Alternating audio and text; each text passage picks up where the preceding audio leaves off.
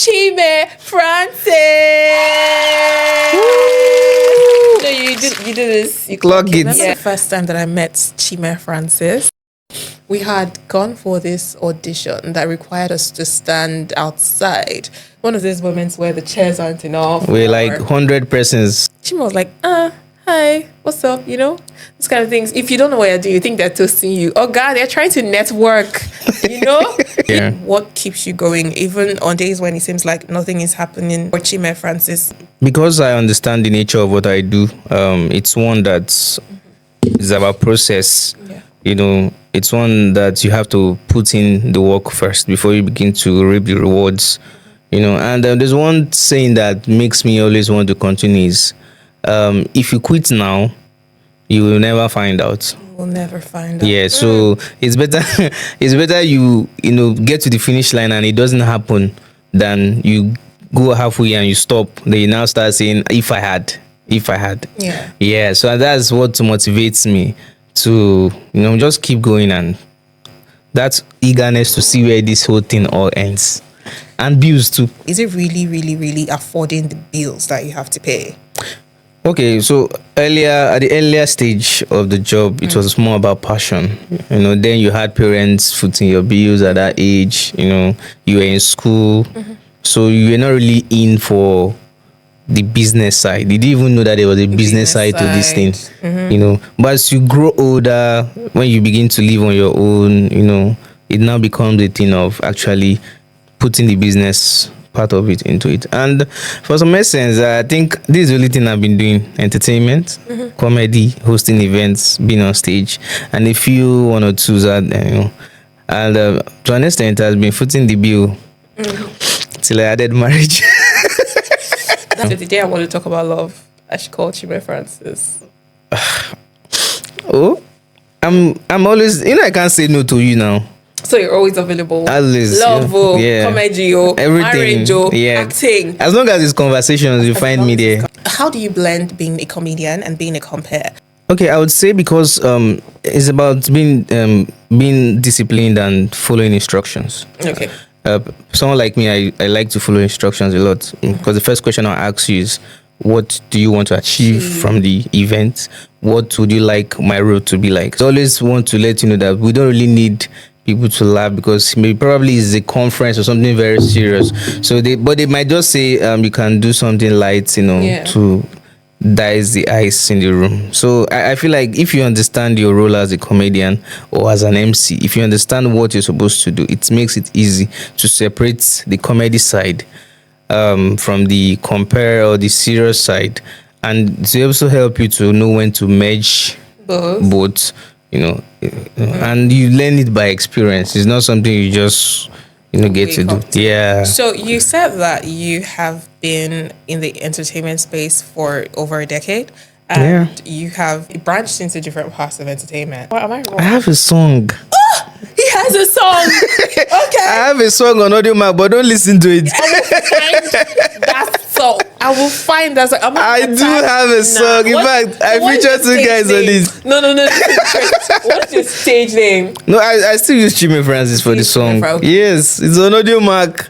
I once did a cover for one of Victoni's song. I think there was one time he did a challenge that I don't know the song. Is there anything you haven't done in entertainment? I think it's poetry. And I'm planning to. You're planning to. Yes. Okay, so the revenue is like the business side of me. So it is what I used to do, the things that I would not want to use my personal brand for. It's a lot, you know. It's a lot, you know. How to, when you see people who probably you guys started together and they are now in places where you also feel like you should be there. You know, in Pidgin they say, and then they get and clear past you. You know, but you know, life is fleeting. Everybody's journey is not the same. So that is why you as a person, you have to first of all answer some certain questions. What do I want to get out of what I'm doing?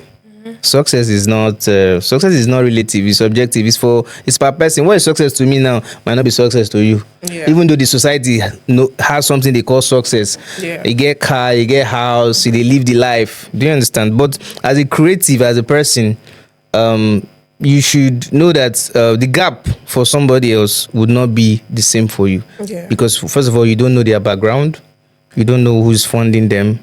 Even if you try to replicate or recreate somebody's journey or what somebody did to get to where they are, it might still not work for you. True. Because you might even be functioning in the wrong place. Yeah.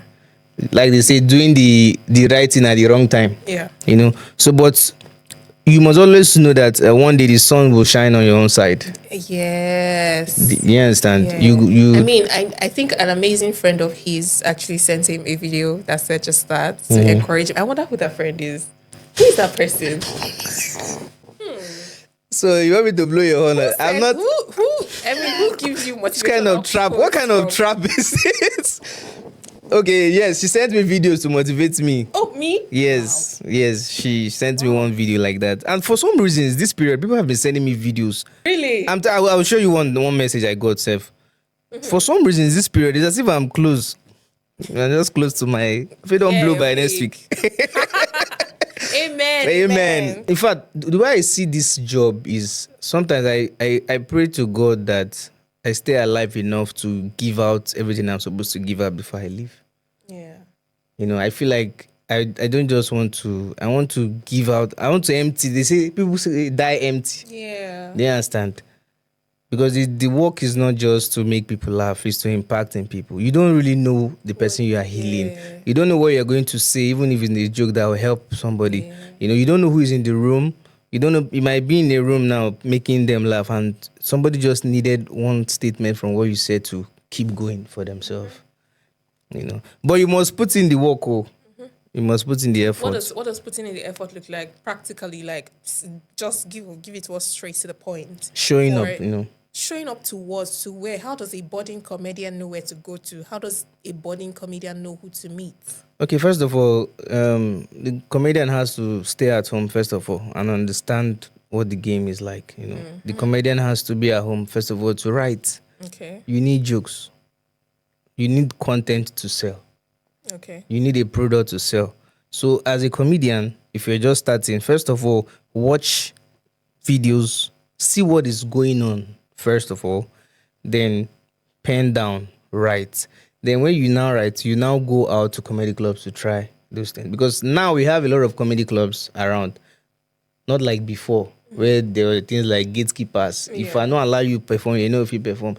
But now you can walk into quite a number of comedy clubs and tell them you are new and you want to try out stuff.